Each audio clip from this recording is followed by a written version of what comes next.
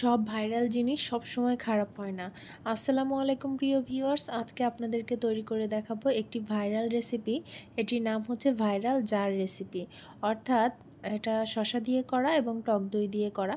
প্রথমে আমি একটা শসা নিয়ে নিয়েছি, এগুলাকে পাতলা পাতলা করে কেটে নিতে হবে। আপনি শসাটা যত বেশি পাতলা হবে এটা খেতে তত বেশি মজা হবে। এখন নিয়ে নিচ্ছি টক দই, হাফ কাপ পরিমাণ টক দই নিয়ে নিব। নেওয়ার পরে এর মধ্যে দিয়ে দিব গোল গোল করে কেটে রাখা পেঁয়াজ, দিয়ে দিব কিছুটা কাঁচামরিচ কুচি। এখানে ঝালটা আপনি বুঝে দিবেন, আপনি যে পরিমাণ ঝাল খেতে পছন্দ করেন সেই অনুযায়ী ঝাল দিবেন। আমার যেহেতু একটু ঝাল বা স্পাইসি জিনিস ভালো লাগে, এজন্য আমি ঝালের পরিমাণটা একটু বাড়িয়ে দিয়েছি। এখন দিয়ে দিচ্ছি চিনি, চিনিটাও স্বাদ মতন দিবেন। আর দিয়ে দিচ্ছি হচ্ছে বিট লবণ। এখানে আমার লবণটা কম হয়ে গিয়েছে, পরে আবার লবণ অ্যাড করতে হয়েছিল, যাই হোক। আর দিয়ে দিচ্ছি অল্প একটু ভাজা জিরার গুঁড়া, সামান্য গোলমরিচ গুঁড়া, আর দিয়ে দিচ্ছি চিলি ফ্লেক্স। ব্যাস হয়ে গেল। এবার এর মধ্যে শসাগুলো দিতে হবে।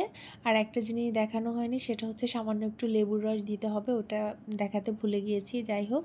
এবার ইচ্ছা মতন যারটা ঝাঁকানাকা করবেন, দেন আপনার রেসিপি রেডি। এটা অনেক সুস্বাদু খেতে এবং এটা অনেক হেলদি একটা সালাদ।